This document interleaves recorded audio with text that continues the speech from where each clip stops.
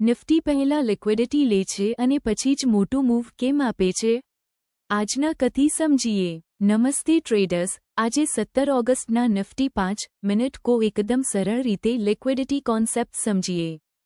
સૌથી પહેલા જુઓ, નિફ્ટી ઉપર 24,405.20 આસપાસનું હાઈ બનાવે છે.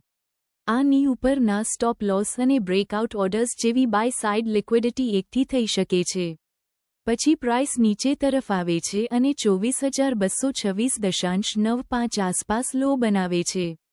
આ ઓની નીચેના સ્ટોપ લોસ અને પેન્ડિંગ ઓર્ડર્સ હોવાથી અહીં સેલ સાઇડ લિક્વિડિટી બની શકે છે.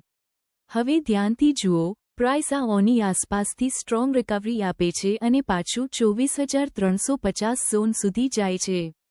પરંતુ 24,350 આસપાસ ફરી સેલિંગ આવે છે અને હાલ પ્રાઇસ લગભગ 24,287 પર છે.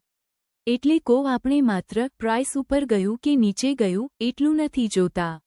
આપણે પૂછીએ છીએ, લિક્વિડિટી ક્યાં છે? પ્રાઇસે લિક્વિડિટી સ્વીપ કરી કે નહીં? અને સ્વીપ પછી બોસ અથવા ચોચ મળ્યું કે નહીં?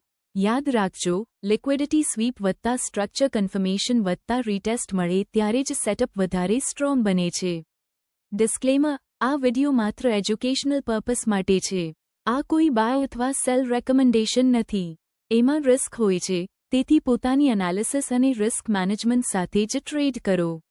આવી સરળ ગુજરાતી એસએમસી વત્તા લિક્વિડિટી લર્નિંગ વિડિયોઝ માટે સ્માર્ટ મની ગુજરાતી વિથ ગસને ફોલો કરો.